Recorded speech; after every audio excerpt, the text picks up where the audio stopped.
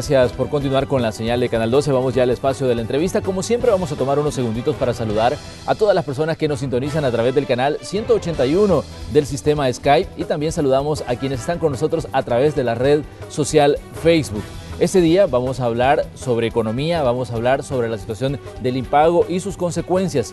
También vamos a analizar qué es lo que está pasando en la Asamblea Legislativa. Ayer se reunió la Comisión de Hacienda para tratar un punto único, una posible reforma al sistema de pensiones. Pero vamos a poner en contexto algunos de los puntos de este día.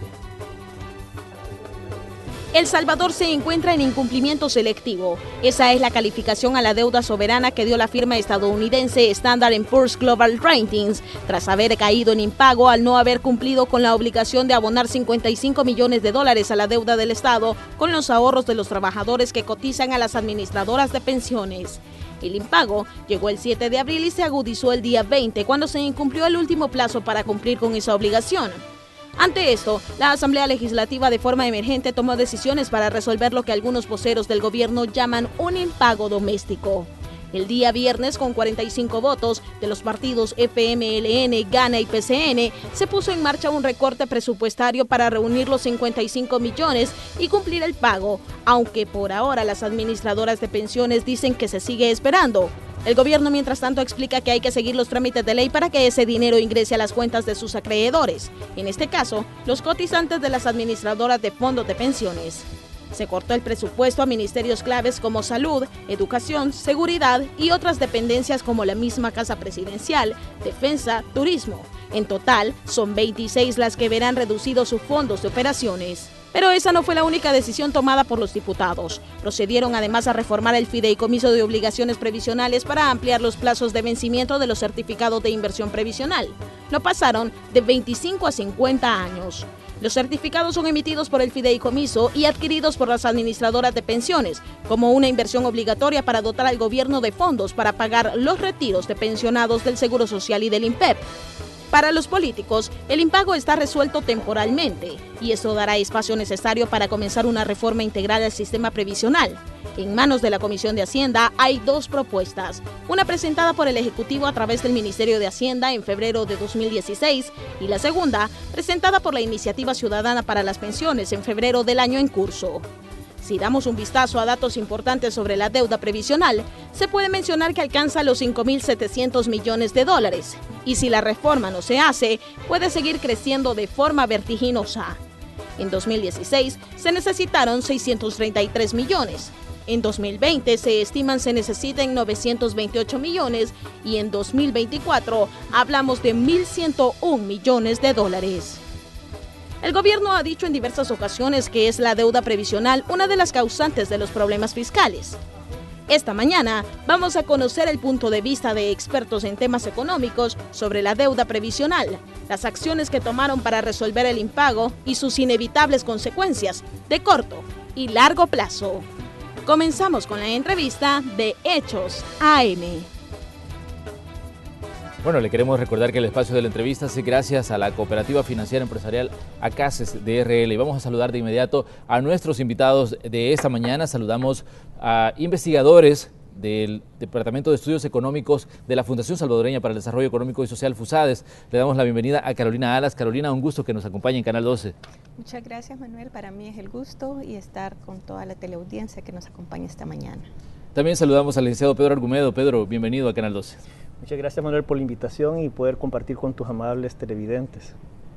Bueno, comencemos hablando sobre las consecuencias que tiene el impago. Ustedes daban una conferencia hace unos días donde hablaban de lo que podría pasar si el país cae en impago y efectivamente, bueno, ya estamos en una situación en la que las calificadoras han dicho que El Salvador ya no es un país tan confiable para hacerle préstamos y se ha hablado pues de una cantidad de situaciones. ¿Cómo ven ustedes el panorama hoy cuando ya, bueno, supuestamente se ha resuelto el problema del impago, aunque ayer las administradoras de fondos de pensiones decían que ellos todavía pues no han recibido ese dinero que se aprobó en la última sesión plenaria, la sesión plenaria del viernes, cuando se hizo recortes presupuestarios y se hizo, bueno, modificaciones incluso al fideicomiso de obligaciones previsionales? ¿Cómo ven el panorama en ese momento, Carolina? Fíjese que creo que mucha gente todavía no alcanza a ver las consecuencias tan negativas que el impago ha traído para el país. Y realmente, incluso los analistas económicos nunca veíamos que no se iba a caer en impago porque habían otras formas de evitarlo. Y no podíamos pensar cómo no se tenía un plan B o se hizo más esfuerzos. Por ejemplo, lo que sucedió en la última plenaria de reorientar fondos en el presupuesto, ¿qué es lo que demuestra? Que se podía impedir el impago, porque esto se hubiera hecho antes de caer en el impago. Ahora, esto que se hizo va en la dirección correcta. Sin embargo, el daño no es que yo pago ahora y ya se terminó y ya rápidamente vamos a volver a la calificación. La reputación del país, el que se vuelva a considerar que es un país que tiene como prioritario honrar sus deudas, es algo que va a tomar tiempo. Y ya pues nosotros mencionábamos todas las consecuencias en detalle negativas que va a tener para todos los salvadoreños, no es para el gobierno, sino que es para todos los salvadoreños. Y usted sabe que cuando suceden esas cosas, siempre los más desprotegidos son los que más impactados. Entonces, ahora también, tal vez durante el programa podemos ahondar más, digamos que las medidas que se tomaron van en la dirección correcta, porque sería peor estar todavía sin haber pagado esa obligación y estar pendientes, porque eso nos estaría todavía, podríamos caer más y todavía las consecuencias serían como más graves. Sin embargo, también ahí hay que señalar que los recortes no se hicieron en las partidas que debería de haberse hecho más por institución, por rubro, aunque sea por institución, y lo que es salud, seguridad, educación, la fiscalía y otros, no ser, digamos, sujetos de estos recortes. Por otro lado, la modificación que se realizó también va en perjuicio a la ley FOP, va en perjuicio de los trabajadores que son los dueños de los fondos de pensiones, porque los obliga a mantener por más tiempo en unas inversiones que tienen tasa de interés por debajo del mercado.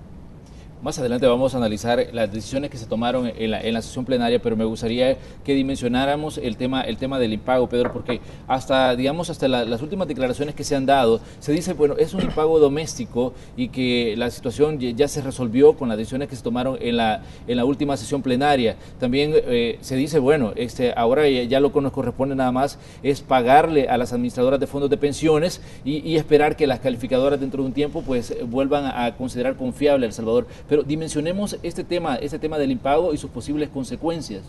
Sí, es sumamente importante tu pregunta sobre tratar de dimensionar el problema y estas decisiones, como mencionaba Carolina, que se están tomando en estos días en asamblea, que son como una especie de pequeños parches, ¿verdad?, para un sangramiento muy alto, que necesita una operación más fuerte. ¿Por qué una operación más fuerte?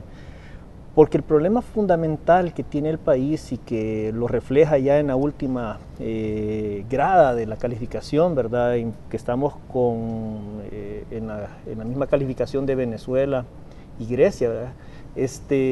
Eso nos ilustra de que hemos venido con un problema de fondo, y el problema de fondo que ha sido señalado desde 2009, ¿verdad?, no es un tema reciente, es que se gasta más de los ingresos que se perciben. Mientras ese problema no se arregle y el gobierno continúe con un gasto mayor de lo que puede poder soportar, que arreglemos ahorita los problemas y medio los tapemos, el problema es que al final del año vamos a tener otro déficit cerca de 1.000 millones de dólares.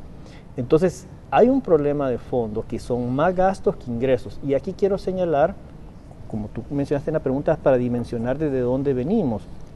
Cuando fue la crisis internacional a finales del 2008, ¿verdad?, la crisis financiera internacional, hubo una negociación con el Fondo Monetario en 2009, se firmó un acuerdo de stand-by en 2010, en febrero o marzo de 2010, y ahí se planteó un plan de ajuste para equilibrar las finanzas públicas, aumentar los ingresos, reducir los gastos y mejorar las perspectivas macroeconómicas del país. Eso lo firmó el Ministerio de Hacienda y el Banco Central en representación del país, pero en menos de un año ya se habían incumplido todo lo que se firmó en 2010. En 2012 se siguió incumpliendo y el fondo dio por cerrado ese acuerdo de apoyo de stand-by que firmó el gobierno con el Fondo Monetario. Desde 2009, las calificadoras comenzaron a deteriorar la calificación de riesgo país. Antes de 2009 nosotros teníamos grado de inversión, estábamos en un nicho muy particular en América Latina, donde compartíamos la misma calificación con Chile y México. Estábamos en un selecto grupo de países que eran bien atractivos para colocar los inversionistas extranjeros dinero en El Salvador. De 2009 comenzamos a deteriorarnos. Ya hemos pasado de 2009 hasta diciembre de 2016 por 6 degradaciones a lo largo de esos años y señalando, mire, usted ha mantenido un buen desempeño macroeconómico, pero usted tiene un problema de fondo, que tiene gastos mayores que los ingresos y eso es insostenible. Lo va a llevar a un tema de insostenibilidad de la deuda y no le va a poder pagar a los que le está prestando dinero.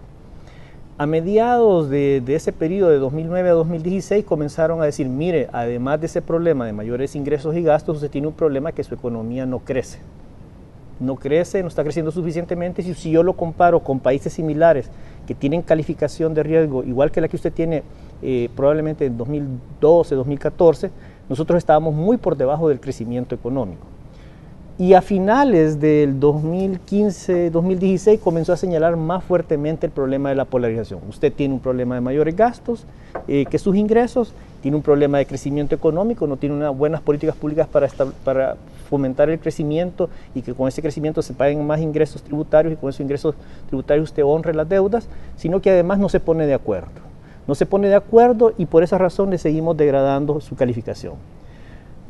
En el 2016 fue bien particular porque empezamos el 2016 con las calificadoras degradando la calificación. A mediados de 2016 vino el Fondo Monetario, hizo un evento para decir, el Fondo Monetario generalmente no llega a los países y les comunica, miren, tienen que hacer esto, ¿verdad? Así que el Fondo Monetario a mediados del año, con el Ministerio de Hacienda, hacen una presentación de la grave situación fiscal del país y dicen que van a tomar medidas.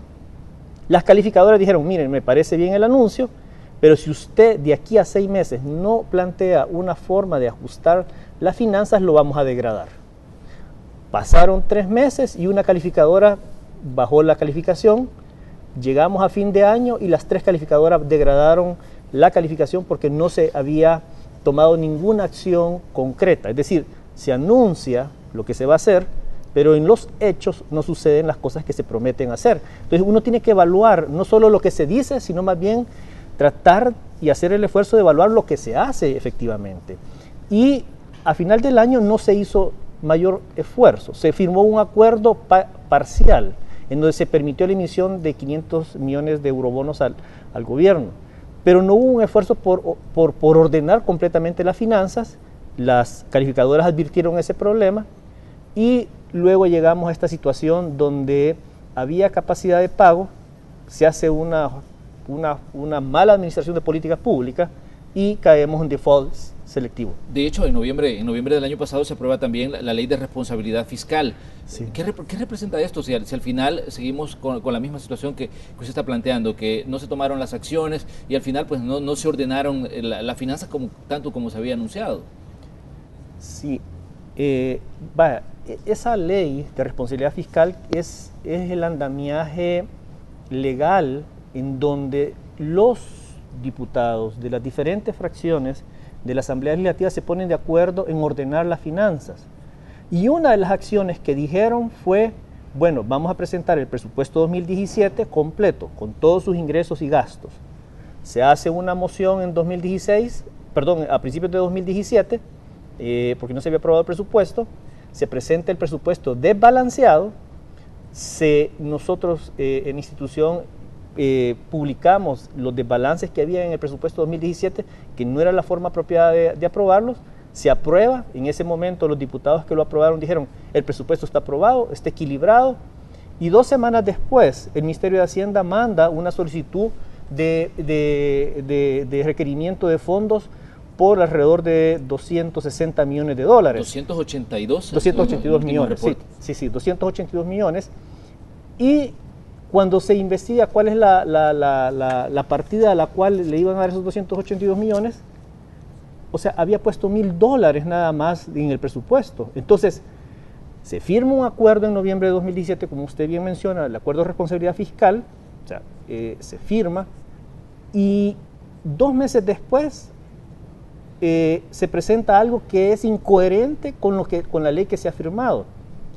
2 semanas después de que se aprobó ese presupuesto por ese grupo de diputados, el Ministerio de Hacienda les manda, miren, se me olvidó meter 282 millones. O sea, lo que vemos es una irresponsabilidad muy grande, no hay una voluntad firme, coherente sobre lograr una estabilidad macroeconómica, y eso tiene unas consecuencias muy fuertes sobre la calidad de vida de la sociedad de los salvadoreños, sobre las posibilidades de inversión a futuro y sobre el crecimiento que se ha venido deteriorando más, ¿verdad? O sea, estábamos muy bajos antes, hoy vamos a un escenario mucho más precario que el que tenemos. Es decir, cuando vemos la historia del 2009 al 2016, estamos mal, nos hemos ido estamos mal. Y ahora esto que ha sucedido, como mencionaba Carolina, estábamos mal y ahora vamos mucho mal, porque no estamos corrigiendo las cosas de fondo y desafortunadamente estamos en el filo de un desorden macroeconómico de unas proporciones que en historia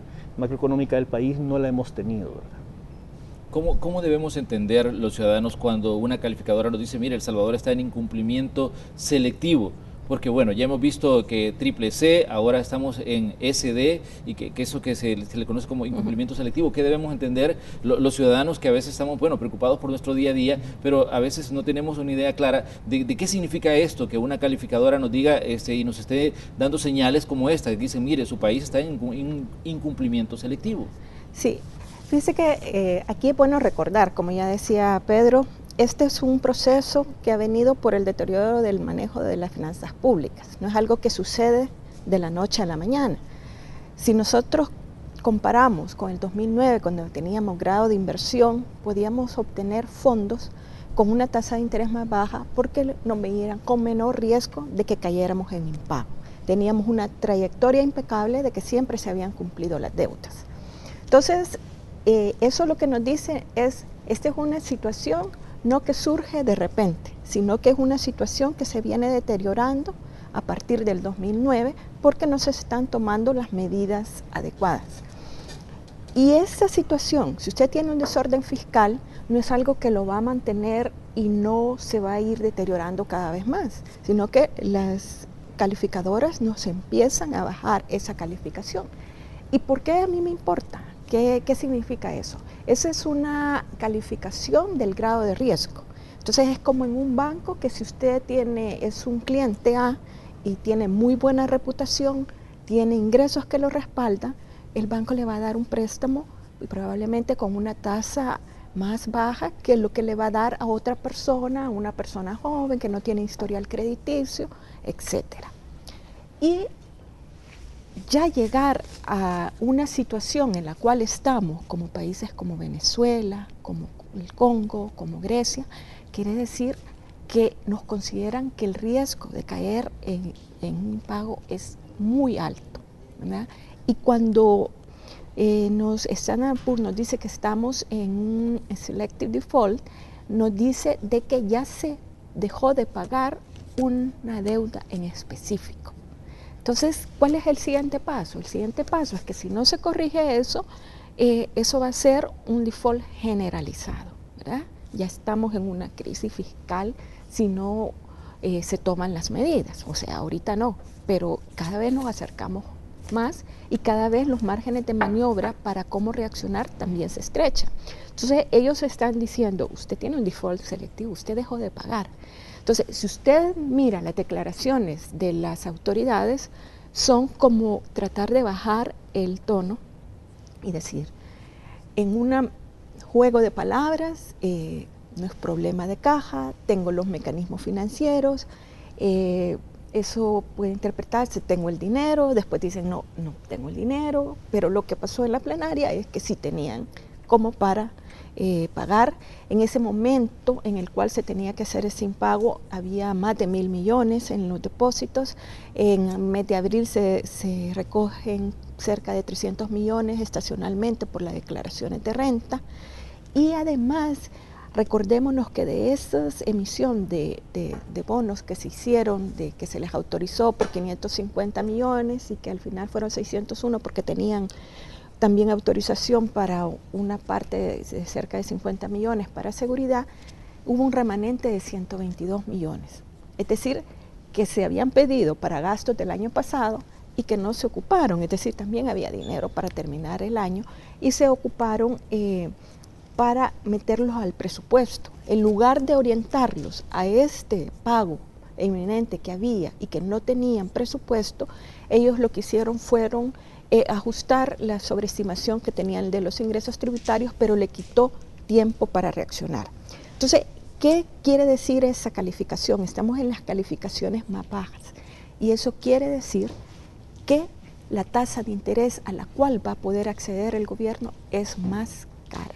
Y eso se va a ir contaminando, ya lo hemos visto, también al sistema financiero, que ya algunas instituciones ya tuvieron rebajas en su calificación. Y eso quiere decir tasa de interés más alta. Entonces, para el ciudadano común que tiene préstamos, hay un enorme, una probabilidad alta de que tenga que pagar más intereses. Y en una economía que está deprimida, que está creciendo bajo, para el ciudadano común y corriente, un aumento en la tasa de interés puede implicar un desajuste bastante fuerte en sus finanzas del hogar, ¿verdad? Hay datos interesantes sobre el problema de las finanzas del Estado, y es que, bueno, en diferentes momentos se ha señalado que es la deuda previsional la causante del desajuste que hay en las finanzas del Estado. Recordemos que desde el año 2006 el gobierno viene prestándole a las administradoras de fondos de pensiones dinero para pagarle la pensión a retirados del ISS y el INPEP. Según los datos de Asafondos, ya alcanza los 5.700 millones de dólares esa deuda, y que va a seguir creciendo si no hay una reforma que permita pues solventar el problema de la deuda previsional. Pero ¿se puede acusar únicamente al problema de pensiones, a los desajustes financieros que se tienen a nivel del Estado, Pedro? No, si uno observa como en el hogar, ¿verdad?, las diferentes cuentas que le generan desequilibrio, ¿verdad?, hay un crecimiento muy fuerte después de la crisis financiera internacional de las remuneraciones, ¿verdad? Es decir, las remuneraciones en el aparato del Estado han crecido de manera muy fuerte, y esto es por contratación de más de 35.000 trabajadores en el Estado, ¿verdad?, y de aumentos salariales muy importantes. Eso ha sido la principal cuenta que ha aumentado, y cuando uno lo compara con el tema de pensiones, ha aumentado, pero el tema es que ahí es bien limitado el aumento. Ahora, donde sí ha aumentado más es en el tema de remuneraciones y contrataciones, y lo paradójico de esa circunstancia es que uno ve un Estado más grande, menos inteligente, porque los servicios que recibimos son de menor calidad.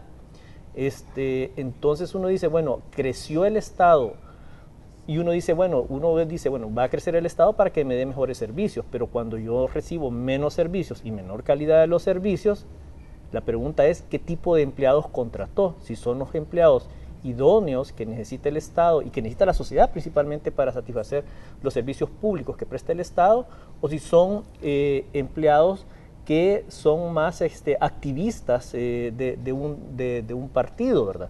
Entonces creemos ahí que hay un aumento principalmente en el tema de remuneraciones, y en el tema de pensiones no ha aumentado mucho, pero en el tema de pensiones hay un dinero del cual puedo agarrar. Y ese es lo que también está detrás de esto, ¿verdad? O sea, hago el ruido de que el problema son las pensiones, pero en verdad en esa cuenta de pensiones tengo una posibilidad de tomar dinero de los ahorrantes del sistema de pensiones. ¿Qué tan urgente es una reforma al sistema previsional? Ya vimos que la Comisión de Hacienda de la Asamblea Legislativa comenzó ayer con los estudios. De hecho, recibieron al superintendente del sistema financiero, que ya daba sus valoraciones sobre las dos propuestas, la que presentó el gobierno en el año 2016 y la que presentó la Iniciativa Ciudadana para las Pensiones en este 2017. Pero la pregunta a ustedes que manejan aspectos técnicos y que manejan el aspecto de cifras, ¿qué tan urgente es que en El Salvador se haga una reforma al sistema previsional? Es un tema dentro del ajuste fiscal es un tema urgente, ¿verdad? O sea, ordenar el tema de pensiones es un tema clave, solo que el ordenar las pensiones tiene que contemplar el aspecto de cómo logro que los que están ahorrando tengan un mayor retorno de su ahorro y puedan gozar de una mayor pensión a futuro, ¿verdad? Y en el tema fiscal es que cómo logro cortar los gastos y subir los ingresos para equilibrar las finanzas. En esa reforma del sistema de pensiones, la iniciativa ciudadana de las pensiones ha planteado una reforma que aumenta el ingreso para los que se van a pensionar a futuro y al mismo tiempo esa misma reforma le plantea una contribución a reducir el desequilibrio fiscal en medio punto del PIB. Entonces, la iniciativa ciudadana, la propuesta es una propuesta integral que ayuda a aumentar el retorno de las pensiones a futuro, que ayuda a la sostenibilidad del sistema de pensiones privado y además le aporta medio punto del PIB al problema del desequilibrio de las finanzas públicas, que es de 3 puntos por ciento del PIB. Así que es importante, hay una reforma integrada, hay una reforma que ayuda a los que ahorramos en el sistema de pensiones para que sea sostenible y obtengamos mayor retorno, y esa misma reforma de manera integrada contribuye a un medio punto del déficit del PIB de El Salvador. Vamos a hacer una pequeña pausa comercial, pero al regresar vamos a analizar las decisiones que se tomaron en la última sesión plenaria, los recortes a 26 instituciones para pagar el tema de la deuda con el sistema de pensiones. Recordemos que eran 55 millones de dólares los que el gobierno tenía que reunir. Vamos a analizar si fue lo correcto lo que se hizo con los recortes presupuestarios y vamos a analizar también la reforma que se hizo al fideicomiso de obligaciones previsionales. Vamos a regresar con esto después de la pausa. Las remesas familiares crecieron un 12.4% en el primer trimestre de 2017, según estimaciones del Banco Central de Reserva. La entidad financiera detalló que las remesas familiares alcanzaron los 1.175 millones de dólares entre enero y marzo pasado y superaron en 130,1 millones a los 1.045 millones recibidos en el mismo lapso de 2016. A esto se suma que la Comisión Económica para América Latina y el Caribe mejoró su previsión de crecimiento para El Salvador, aunque se mantendrá como la nación con el dinamismo más modesto en Centroamérica. El organismo de las Naciones Unidas actualizó sus proyecciones sobre el crecimiento de la actividad económica de la región y elevó en 3 décimas el pronóstico para El Salvador. Ahora estima que el Producto Interno Bruto experimentará una expansión del 2.5% al término de este año, frente al 2.2% que calculó en diciembre de 2016. Las exportaciones, mientras tanto, se mantienen en una tendencia positiva en los primeros 2 meses de 2017, con un crecimiento del 5.9% respecto al mismo lapso de 2016, según datos también del Banco Central de Reserva. El desempeño del sector exportador mostró una tendencia positiva en los primeros meses de 2017, con ventas al exterior de 863.3 millones de dólares, 48.2 millones adicionales a lo registrado entre enero y febrero del año anterior. El ente financiero destacó que esta alza es una señal de recuperación tras la baja del 2.7% de las exportaciones en 2016, que pasaron de 5.484,9 millones de dólares en 2015 a 5.335.3 millones. Los sectores que más productos servicio exportaron en ese lapso fueron la industria de textiles con 393,1 millones de dólares, bebidas y productos alimenticios con 134,8 millones y el plástico y caucho con 54,6 millones de dólares, lo que supone el 45,3%, 15,6% y 6,3% del total exportado respectivamente. El BCR también da cuenta que las exportaciones crecieron un 3,2% a tasa interanual en febrero, pasando de 1.540,4 millones de dólares en 2016 a 1.590,2 millones en la actualidad. Vamos a conocer el punto de vista de los expertos que hoy nos acompañan sobre estos datos. Continuamos con la entrevista de Hechos AM. Bueno, en este espacio vamos a tratar de dibujar cuál es el panorama que se dibuja para la economía de El Salvador en ese año 2017, pero mientras tanto continuamos analizando las decisiones que se han tomado para enfrentar la situación de impago en la que cayó El Salvador el 7 de abril al no poder cancelar parte de la deuda previsional de 55 millones de dólares en las fechas establecidas. Se tomaron decisiones en la última sesión plenaria y me gustaría conocer, bueno, la opinión de ustedes sobre estas decisiones. Comencemos primero con los recortes presupuestarios que se hicieron a 26 carteras de Estado. Estado. Entre estas, educación, salud, seguridad. ¿Fueron las decisiones correctas las que se tomaron al recortar a estas instituciones para las que se había estado buscando fondos antes para solventar el problema de la deuda previsional? Dice que consideramos que no.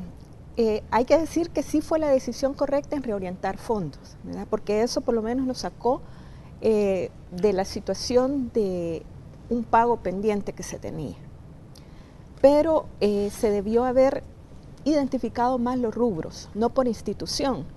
Hay rubros, por ejemplo, remuneraciones, y sin que eso implique despido. O sea, se tiene un exceso de plazas, pero no se puede hacer una reforma con despidos, ni se está pidiendo eso, sino que simplemente congelando las plazas, porque digamos para este año en el presupuesto están consideradas 1.400 plazas nuevas, y eso implica como cerca de 80 millones. Entonces hay una serie de medidas, incluso hay un estudio del fondo que da medidas sobre la edad de jubilación, retiro voluntario, etcétera, en las cuales se puede hacer un ahorro importante, que es el rubro que más está absorbiendo los recursos del Estado. El Estado está siendo cautivo de su planilla laboral, y eso desvía recursos para programas sociales y otras ayudas que se podrían tener. Entonces, esa es una. Y otra en bienes y servicios, pero en gastos que nosotros sabemos que muchas veces hay un exceso. Por ejemplo, el seguro médico. ¿Cuántas instituciones tienen seguro médico? Que empieza por un grupo, se va ampliando, y eso se va, en lugar de controlarlo, se va generalizando. Ese es otro gasto importante que absorbe los recursos de los fondos que deberían de ser para toda la ciudadanía. También los viajes, la seguridad, la publicidad, si hay partidas reservadas, también ahí se puede hacer un recorte. Entonces se tenía que haber dicho en los vehículos, en la vigilancia que hay, cuántas escoltas, todo eso. Pero hacerlo por institución es algo como muy largo, y usted sabe que generalmente, lamentablemente, muchas veces esos gastos en exceso son los que por último se recortan. Se pueden recortar medicinas, se puede recortar el material educativo. Entonces, si lo deja abierto, ¿verdad? Eso nos lleva a que puede haber recortes en áreas que más la necesitan. Eso uno. Y en segundo lugar, se tocaron instituciones que no se deberían de haber tocado. Salud, seguridad, la fiscalía, educación, ¿verdad? La procuraduría, que son instituciones que tienen que jugar un rol importante en estas condiciones actuales que tenemos de violencia, de bajos servicios de salud, de bajos servicios de educación. Recuérdese que ya educación y salud en el presupuesto habían tenido un recorte en bienes y servicios en el presupuesto de este año.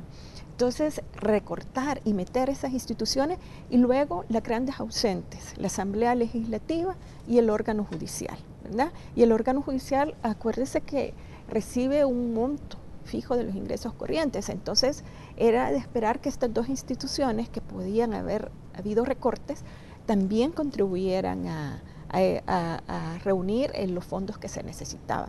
Entonces no nos parece, una, que no hayan sido por rubros específicos, aunque pudiera haber sido por institución, y luego porque se tocaron instituciones que no debieron haberse hecho, ¿verdad?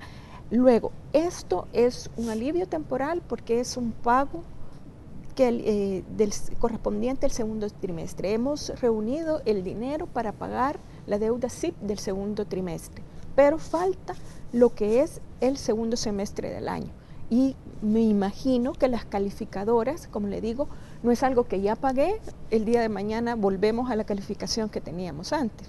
Y además ellos saben que no se puso en el presupuesto, porque todo eso viene desde el exceso de gasto que se oculta y que se presentan presupuestos mentirosos. Si cuando se estaba aprobando el presupuesto hubiera habido esa discusión y se hubieran sincerado los gastos, hubiera sido más fácil ver dónde recortar, si se daba financiamiento, etcétera, ¿verdad? Entonces hay muchos agentes que han estado involucrados desde la formulación del presupuesto y su aprobación y la ejecución del mismo, en los cuales nos han llevado a este desorden.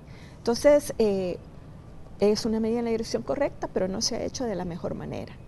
Y luego en lo referente a la reforma que se hizo a la ley FOB, fue una reforma arbitraria, no hay ningún sustento digamos, actuarial que nos diga, mire, los flujos que va a tener el Fondo de Ahorro de Pensiones es suficiente, ¿o qué? Porque acuérdese que las pensiones del nuevo sistema, ¿verdad?, se pagan precisamente con ese fondo de pensiones, y ahora lo que le dice es, usted va a recibir el retorno al capital, pero en un plazo más largo.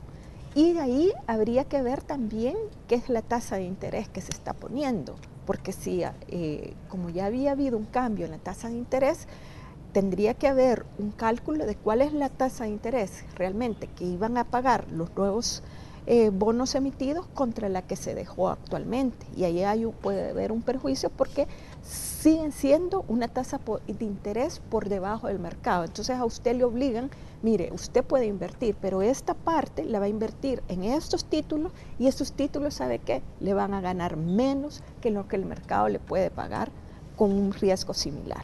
Entonces lo que usted va a tener es que su capital se va a ir creciendo menos, ¿verdad?, de lo que pudiera haber crecido si esta inversión tuviera un plazo de recuperación más corto. La parte política dice de que no esperan que haya ningún efecto en el cambio de plazo al pago de los certificados de inversión previsional. Se pasó de 25 a 50 años la deuda que tiene, digamos, el Estado con las administradoras de fondos de pensiones, y bueno, son 5.700 millones de dólares de los que estamos hablando. Pedro, ¿cómo podemos dimensionar ese pago y cuáles son los efectos que podría tener visto desde la parte técnica y no desde la parte política? Porque la parte política nos está diciendo, mire, no se espera que haya mayor efecto, pero ¿qué ven ustedes que analizan pues las cifras? Bueno, primero que estas reformas fueron hechas sin mucho espacio para una discusión balanceada de la parte técnica, ¿verdad? Y como ya explicaba Carolina, se hicieron decisiones en donde se recortó con el ánimo de encontrar esos recursos, de esos 58 millones, y se recortó en carteras donde no era necesario. Igualmente, esa misma aprehensión de tomar la decisión llevó a este planteamiento de tomar ese cambio a 50 años. Hay una redacción que no es muy clara sobre los SIP A y SIP B, sobre cuáles tasas van a ser, qué componente de ellos se va a realizar. O sea, hay una redacción un poco no clara. Nosotros seguimos analizando ese impacto para ver si también ¿cómo se llama? O sea, si es legal aplicarlo como ellos lo han planteado, pero todo el conjunto de medidas que se tomaron para estos 58 millones ha sido aprensivo, sin mucha reflexión, atropellado, y hay decisiones que no van en la dirección de guardar un sano equilibrio de las finanzas públicas. Quisiera señalar de que este tipo de situaciones que generan más incertidumbre, lo que está provocando es que las tasas de interés estén aumentando, y el aumento en las tasas de interés golpea a todos los que tenemos crédito en el sistema financiero, y es muy probable que sigamos observando bajo esta tónica, porque no se ha resuelto todo el problema del año, que sigamos observando aumentos en la tasa de interés. La tasa de interés había comenzado a subir y nos está tocando pagar más por los créditos que estamos tomando. En una economía también que no crece, que aumente la tasa de interés también frena más la inversión. El año pasado la inversión del país se redujo de manera considerable, es decir, es la tasa más baja de inversión con respecto al PIB que tenemos desde 1990, y considerando que en 1990 todavía estábamos en conflicto, ¿verdad? Entonces, esto nos está señalando que nuestra economía se está frenando, hay un proceso de marchitamiento, es decir, se está apagando la economía de El Salvador. Lo hemos venido señalando con respecto a Centroamérica, mientras los países como Guatemala, Honduras, Nicaragua, Costa Rica y Panamá van floreciendo y resolviendo sus problemas de pobreza, generando más oportunidades, la economía de El Salvador se va marchitando por todo este récord de malas decisiones de política pública y que ya está comprometiendo el futuro. Voy a decir, por ejemplo, que el Seguro Social acaba de informar el último dato del empleo de enero, y de enero a diciembre se perdieron 14.000 plazas formales. Es decir, es un golpe muy importante para el conjunto de familias que en diciembre todavía tenía empleo y en enero se ha visto sin la oportunidad del empleo. Y ya en enero la situación era difícil en la parte macroeconómica, y todo esto que nos ha pasado en febrero, marzo y estas decisiones parcheras malas que se están tomando deterioran más el ambiente económico.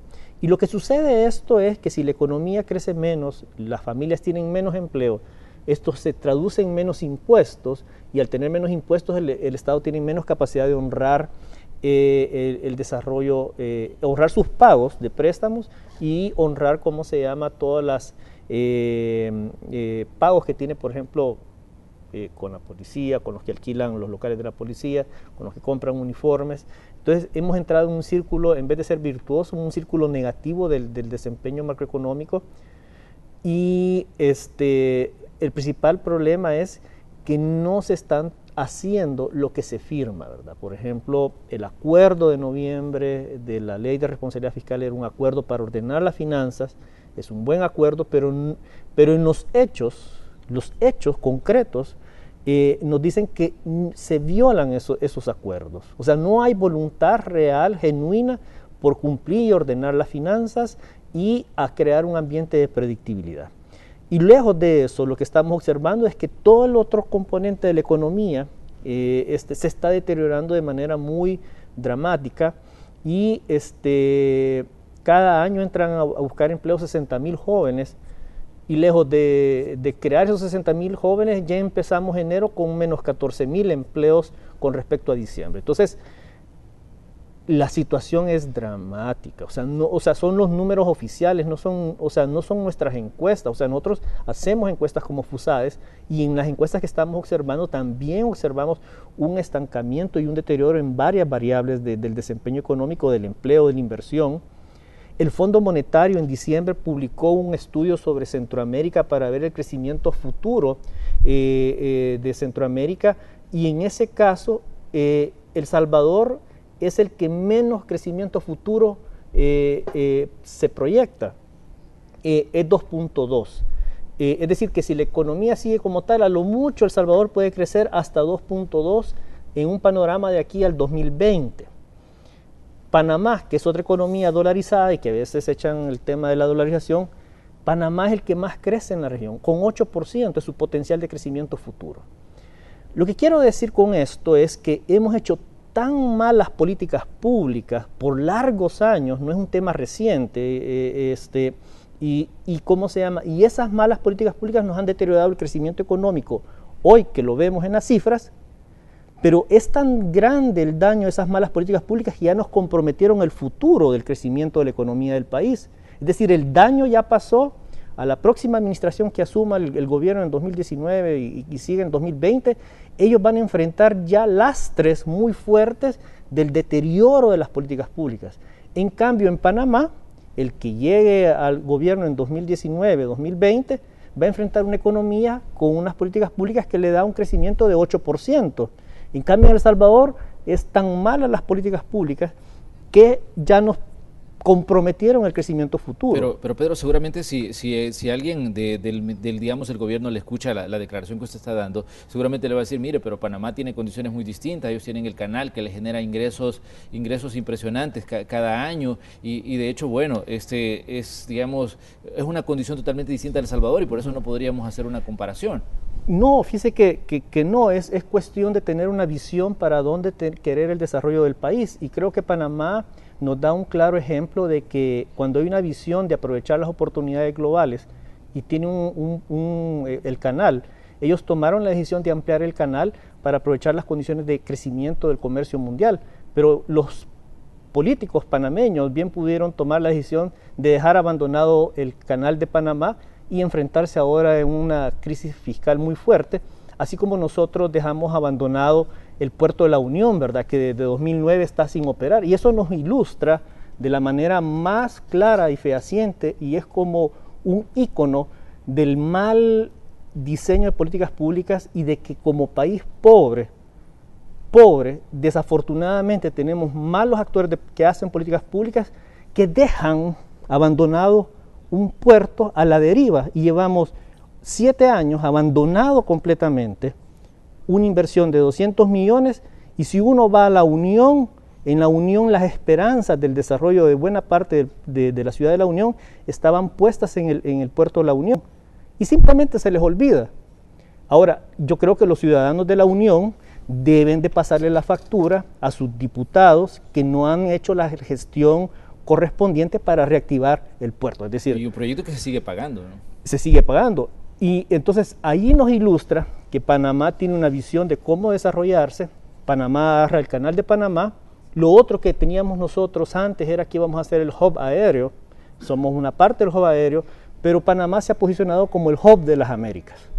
Entonces, hace 10 años el aeropuerto internacional de El Salvador era el mejor de Centroamérica, hoy es el segundo y muy pronto a perderlo si Palmerola, así como va la inversión en Palmerola, es muy probable que es el hub que tenemos en el país, se lo pelee Honduras. O sea, Honduras se lo va a llevar si seguimos dormidos, si seguimos desconectados de que esa es nuestra joya, así como para Panamá, el canal de Panamá es su ancla de desarrollo.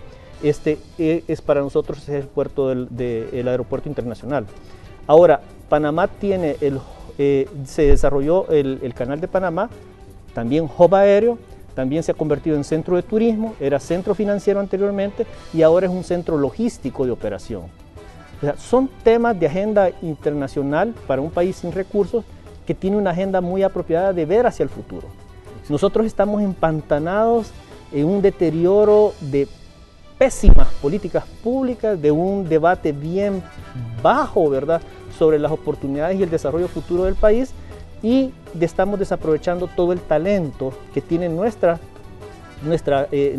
gente de poder aportar y laborar muy bien, que es muy valorada. Cuando van a Estados Unidos es una de las obras mejor valoradas en Estados Unidos.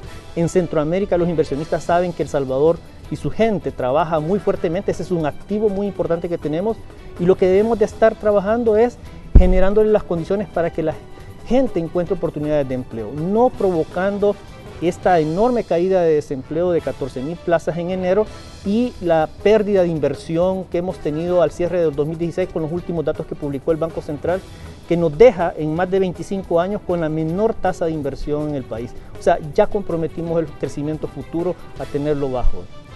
Me quiero ir a una pausa, pero antes quiero dejar planteada una interrogante. El ministro de Hacienda dice que así como están las cosas para finales de año, él espera que las calificadoras hayan mejorado la evaluación de El Salvador. Vamos a dejar planteada esa interrogante y le vamos a dar respuesta cuando regresemos de la pausa.